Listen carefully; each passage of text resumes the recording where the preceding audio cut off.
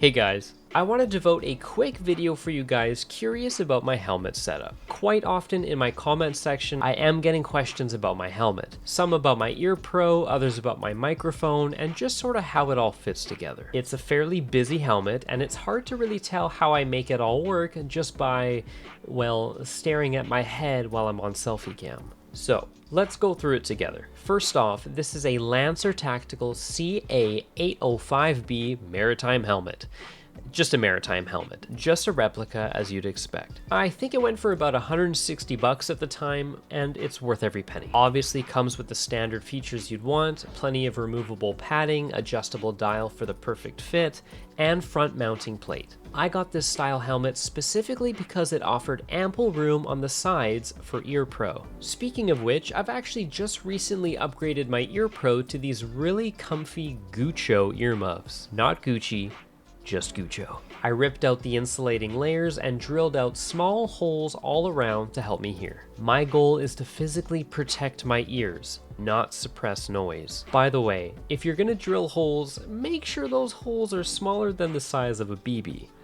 Don't think I need to tell you why. And yes, I am fully aware I could get electronic earmuffs that filter in surrounding noise, but that shit is expensive. These were like 20 bucks and have an ultra soft cushion for my ears. If you're wondering how Ear Pro mounts onto helmets like these, they mount onto the side of my helmet using rail adapters. It really is that simple. You just find the right slot on the sides and they're not going anywhere. Very secure. Now, here's a really cool tip I want to share with you guys when it comes to making your helmet fit for you and your needs. I don't use a chin strap, mainly because it just doesn't work when I'm wearing that lower mesh face pro, and it gets in the way of my ear pro. So I bought a female end of this size buckle, super glued some velcro to it, and put an attachment point for it on the top of my helmet. This way I can flip my chin strap up, over, and out of the way, and it won't flop down and swing around.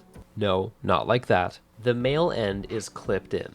If you're planning on having a lot of stuff going on with your helmet loadout, this is a fantastic trick to eliminate that annoying chin strap if you're not planning or unable to use it properly. Super glue and Velcro is your friend. Speaking of which, I've super glued some Velcro to these plastic bullets I painted. I've got a ton of these, all different colors to match my many different masks I've painted. When I paint a mask, I paint new bullets. Not much else to say about that. So let's talk about my recording equipment. For mounting my GoPro, I'm actually using the standard helmet NVG plate and a GoPro mount screwed on. Yes, I am also aware that I could get a 3D printed mount adapter. In fact, I had one, but it just recently broke. 3D printed stuff tends to do that after a while. It did last me for well over 2 years, so I'm not complaining. Just thought I'd stick to something a little more solid this time. The plate is plastic and I wouldn't dare trust it with actual NVGs, but it works flawlessly with a GoPro. I've also got a little extension piece for that perfect height above my goggles and away from my optics. Can't complain here. As for protecting my GoPro from BBs, I'm just using a third-party underwater recording case. Before I got this case, I had to drill holes in my old protective case in order to fit a power cable through. This one, however, has a removable cap for cable access,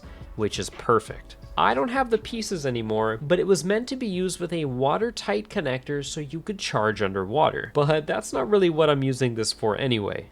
A big hole on the side is good enough for me. I'm also utilizing external audio with my Edutige ETM 001. Basically an omnidirectional lav mic which has made my video audio quality so much better. It plugs directly into the official GoPro microphone adapter, and yes, you guessed it, it's got Velcro super glued to it and it sits comfortably on top of my helmet. However, I did put electrical tape around the adapter first, just so I don't super glue the Velcro directly to the surface of the adapter and possibly ruin it. This adapter powers my GoPro and it receives power from a very large battery bank on the back of my helmet. This is a 27,000 milliamp dual port battery, which, yes, is overkill. The reason I have this size is to future-proof my helmet setup and make it NVG ready. If I ever do night games and pull the trigger on buying the right equipment, This battery bank will power my camera recording through an NVG tube, a separate camera recording the natural light, and the audio adapter attached to it.